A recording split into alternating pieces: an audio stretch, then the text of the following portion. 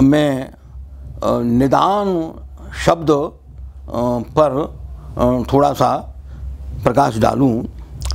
अचिन्त्यस्याप्रमेयस्य निर्गुणस्य गुणात्मनः उपासकानां सिद्ध्यर्थम ब्रह्मणो रूप कल्पना। ये निदान शब्द है। जैसे मैंने अभी आपसे विराट शब्द की बात करी थी, विष्णु की बात करी थी, या ब्रह्म की भी बात कर लें, या और कोई शब्द आप शक्ति की बात कर लें, परम शिव की बात कर लें, और भी कोई दूसरे नाम ले लें।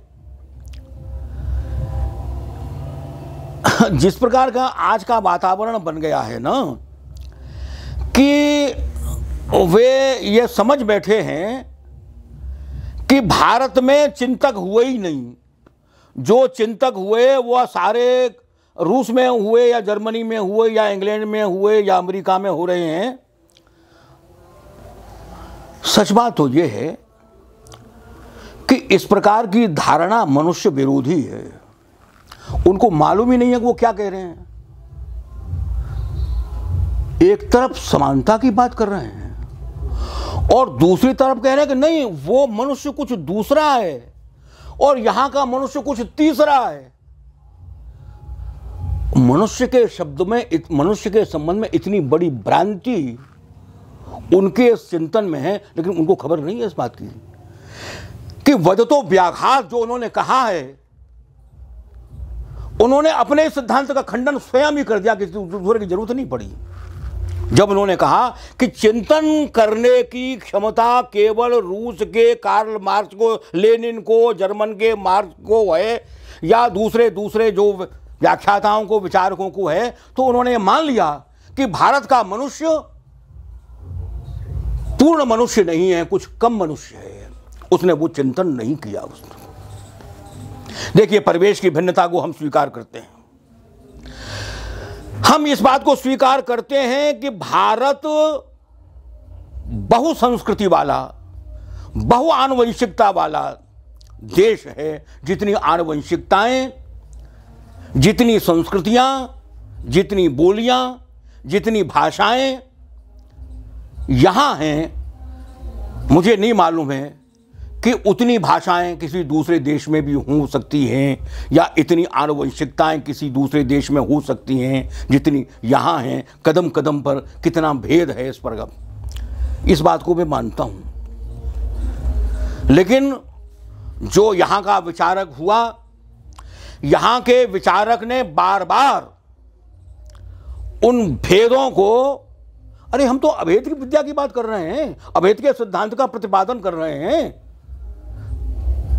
हम तो जीव और मनुष्य और जीव के अभेद की बात कर रहे हैं, और तुम किस भेद की बात कर रहे हो यार मेरे हैं? तो ये बड़ी विडंबना है, बड़ी विडंबना है कि उन्होंने वो मान लिया कि यहां तो चिंतन हुआ ही नहीं। अरे यहां बड़ा गहरा चिंतन हुआ है, हर अनुशासन में हुआ है, हर क्षेत्र में हुआ है। जीवन का ऐसा कोई क्षेत्र नहीं जिसको लेकर के चिंतन नहीं हुआ। ये बात दूसरी है कि आज भी आप ये देखिएगा कि यहाँ का जो वैज्ञानिक है वो अमेरिका चला जाता है, उसे नोबेल प्राइज मिल जाता है, यहाँ उसको मास्टरी की नौकरी भी नहीं मिलती। अब ये परिस्थिति की जटिलता आप ये देखिएगा कि कितना बड़ा जंजाल हमारे ऊपर है कि उस एक आदमी को जो यहाँ कॉलेज की मास्टरी नहीं मिली, उस आदमी को अमेरिका में जाकर नोबेल प्राइज मिल गया। अभी अभी की बात है ये, इस साल, इसी साल के भीतर की बात है। क्यों? क्या मनुष्य कम था क्या वो? यदि मनुष्य कम था तो उसे वहां नोबेल प्राइज कैसे मिल गया? तो ये जो यहां का जो अपने को आधुनिक कहता है, अपने को बुद्धिजीवी कहता है, उस आदमी के बुद्धि की विडंबना है, उसके सोच की ये विडंबना है, जो मानता है कि वहां का मनुष्य कुछ और तरीके का है और यहां का मनुष्य वैसा मनुष्य नहीं है। समानता की बात करता है, यह समानता की बात करता है, और समानता की बात करते करते असमानता के सिद्धांत का प्रतिपादन कर देता है।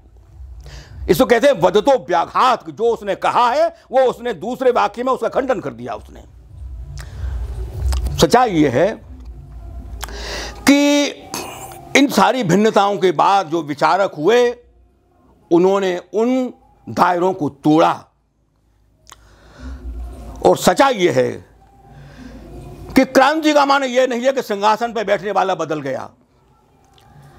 आप यदि यह मानते हैं कि सिंहासन पर बैठने वाला यह है, अब दूसरा बदल दिया तो क्रांति हो गई, नहीं।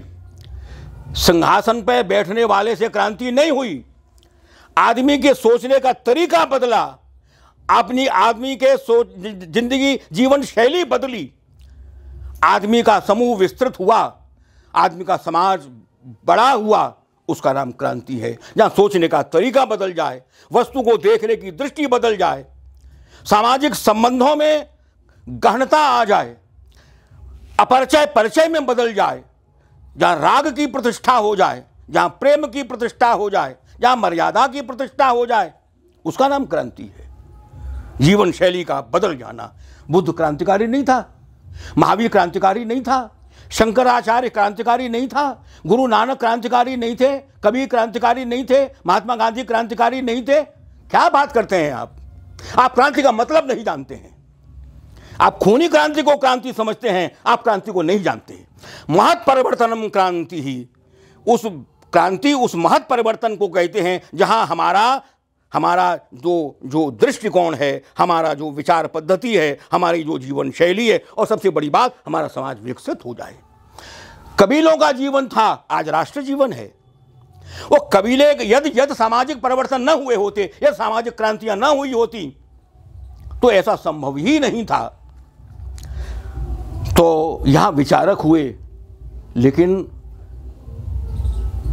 हमारी पाठ्यक्रमों की यह दुर्दशा है कि वो पाठ्यक्रम के जो निर्माता हैं वो इतनी क्षुद्र बुद्धि को लेकर के बैठे हैं कि ये लगाने से मेरी किताब चलेगी और ये किताब लगाने से मेरे मित्र की किताब चलेगी। आप स्वार्थ की दृष्टि से पाठ्यक्रम का निर्धारण कर रहे हैं, आप राष्ट्र की दृष्टि से, मनुष्यता की दृष्टि से पाठ्यक्रम का निर्धारण ही नहीं कर रहे हैं। आपकी सोच ही छोटी है, व्यष्टि स्वार्थ की है, स्वार्थ में डूबे हुए हैं आप, इसलिए आपने पैदा कर दिए।